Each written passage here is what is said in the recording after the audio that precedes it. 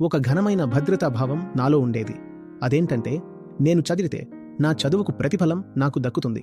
నేను ఆలోచించాల్సిందల్లా ఇంకెలా ఎక్కువ చదవాలి, నా విషయంలోకి ఇంకా ఎలా లోతుగా వెళ్ళాలి అని మాత్రమే. నా ధ్యాసంతా ఇందులో ఉండేది.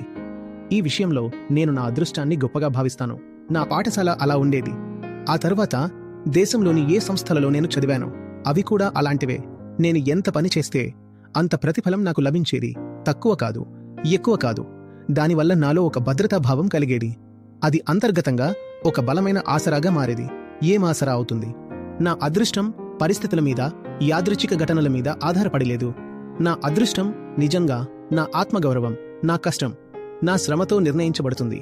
అదే మరోవైపు చూస్తే, ఒక్కసారి నీలో ఈ భావనను సమాజం, వ్యవస్థ, ప్రభుత్వం, ఈ వాతావరణం మొత్తం కూర్చుండబెడితే, నాన్న, నువ్వు దేవుడి దయమీదే ఉన్నావు. నువ్వు అలల తాకిడికి కొట్టుకుపోయే ఒక చిన్న గడ్డిపూచవు. నువ్వు తెగిన ఆకులాంటి వాడివి. గాలి నిన్ను ఇష్టం వచ్చినట్టుగా ఇటు అటు మోసుకుపోతోంది అని. అప్పుడు మనిషి లోపల చాలా అభద్రతా భావానికి, ఇన్సెక్యూరిటీకి గురవుతాడు. మరియు అదే అభద్రత భారతదేశంలో ప్రభుత్వ ఉద్యోగం మీద ఉన్న మోజు రూపంలో మనకు కనిపిస్తుంది. ఇప్పుడు మీకు విషయం అర్థమైందా? ఇలాంటి పరిస్థితుల్లో తరాల వారు అభివృద్ధి చెందరు, దేశం కూడా అభివృద్ధి చెందదు. ఒక నిష్పక్షపాతమైన, న్యాయమైన మరియు ధర్మబద్ధమైన వ్యవస్థను నిర్మించడం చాలా అవసరం.